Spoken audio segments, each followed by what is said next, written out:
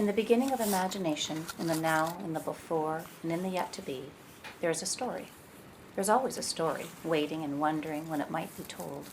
This story, this particular story, starts with a girl in a time when the world was new. When wisdom was in the trees and rocks and water, and in the minds of all that lived, connected by silvery, shiny threads, invisible to the eye. Now this girl is a curious girl, not the cat kind of curious, but curious enough. This girl, in the normal ways of the world, grew taller and grew older and grew grayer, but never grew wise. Thought the curious girl. How does one become wise? There's nothing like a good walk to clear your head, said the ants. True, every bit to keep a fit body helps keep a fit mind. That's true, said the girl, as she sat and watched. Perhaps you need a pack, said the wolf. You humans seem to like that. Perhaps you need to sing, said Robin. Perhaps you need to soar, said Eagle, and look at the whole world from a new perspective. Get out and move, said Puma. Take great leaps. Pass on what you know, said Lynx, curling around little Lynx. Perhaps, said Coyote with a giggle in his voice. You need to sneak up on wisdom. Well, said the curious girl, I have wandered here and there and over prairies and mountains, down rivers and skimming over lakes. I have talked and talked and talked and shared and sung, and still no wisdom for me. Hare, who was quiet and shy and spoke only rarely, poked out from the soft scrub. Have you listened? Sometimes stillness is what you need, said the owls. Have you tried being still and watchful? That's very hard to do, said the girl. Oh, said Otter, who had a meditative soul and a playful heart. I know. Certainly, said Moose, who was headstrong and steadfast and full of wisdom. You just need to listen at the right times, to the right voices. Porcupine, poking her head out from her crowded burrow under the trees, agreed. Trust in the stories, she said. Come to the fire, said Fox, who was quick and smart and thought of things unthought of before. Come to the fire, she said, and listen and learn, and perhaps wisdom will come to you. And so the curious girl settled in and listened to the stories of wisdom when the world was young.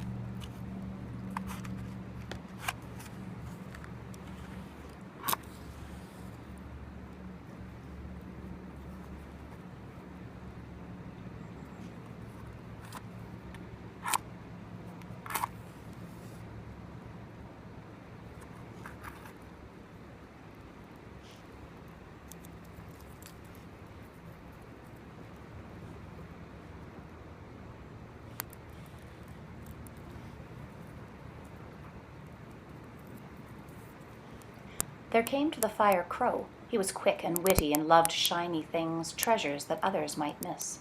The trick is, he said, the trick is to make sure you've got lots of things in lots of places. That way wisdom can find you. Oh, so true, a tiny blue bird came tweeting and twittering in the girl's ear. A tweet or two a few will do. It works for me. Perhaps, said Bullfrog from his bumpy log. But sometimes you need to expand on your thinking and reflect on all that may be bumping around in your brain. Hey, bark dog, what's going on? Crow called, said there was a cool fire. Reminds me of a story. Oh, yeah, stories. Hey, you guys want to tell a story? Sure, said Moose, who could roll with the wildest of them. And 2 jays jumped in. The girl, who was curious but not yet wise, marveled at their bravery as the stories wound and wove through time and place and into territory that cannot be unseen. She wondered, do you need to be brave to find wisdom? Do you need to leap into the unknown? The ants, scurrying, hurrying, and fitting bits of bracken into their hill, tickled her toes. When she looked back up, Crow was watching Beaver, who was busy crafting and planning and restocking and modifying the fire. What are you making? Asked the curious girl. Whatever I imagine, said Beaver. Why? Asked the girl. Because, said the beaver. Wisdom is in the doing, and the building on, and the wondering what's next. Coyote curled up with the light of the fire behind him, tapping his nails on the stone and making the fireside giggle. Perfect, said Crow. We all need a little fun. Who wants to share next? Sloth slipped open a sleepy eye. He stretched and yawned and shifted. It is simple, he said. Share your joy. Monarch agreed. Community, he said, is built only when you share something of yourself. You can be many things, said Owl. All of those things are reflected in the way the world sees you and how you connect to the world.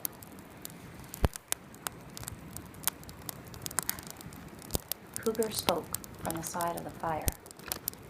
If we don't care, nothing will happen. The girl started to listen and noticed a panda by the rocks. That seems odd. She mused how different the world was becoming when so many different animals from so many different places and so many different ways of thinking could share a fire and their stories. She wandered away and collected wood for the fire. Oh no, thought the daydreaming girl as she returned. I've missed Cougar's story. Not to worry, said Panda, stripping back some bamboo. I can tell it to you. Not to worry, said the heron. I can share the story with you, almost as though you were there. Thought the girl. Perhaps wisdom comes from the retelling and the reimagining. That's what I was saying, said the bullfrog. The night grew dark and the fire burned low. Raven swooped in and settled. Hello, said Crow. Tell us what you've seen.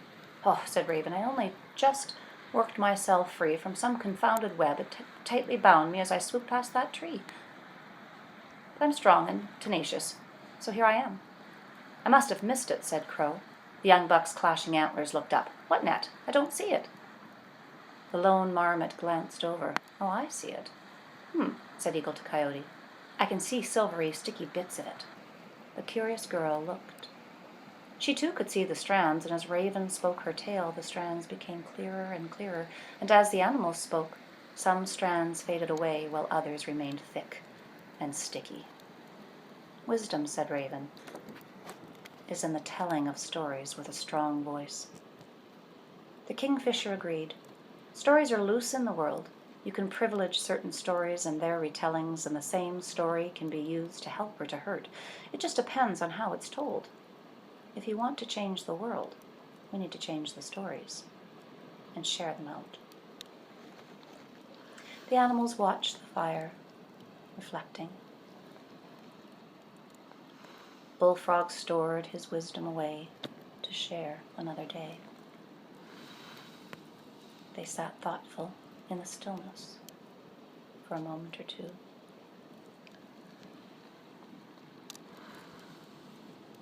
The girl who was curious but not yet wise yawned, and the fire burned lower. One by one the animals slipped away. Otter and porcupine and moose curled up. Will I ever be wise? Wondered the girl. It's harder for humans, said Otter. They're funny that way, said Moose. There's always hope, said Porcupine. The fox watched as the coals burned low and imagined the next story and the next fire. Listen, said the river. Take root, whispered the trees. Watch, said the stars. Imagine, creaked the coals. Work with me, said the wind, and we can fan a flame that grows and warms and brings you wisdom. Perhaps, thought the girl, as she slipped into sleep.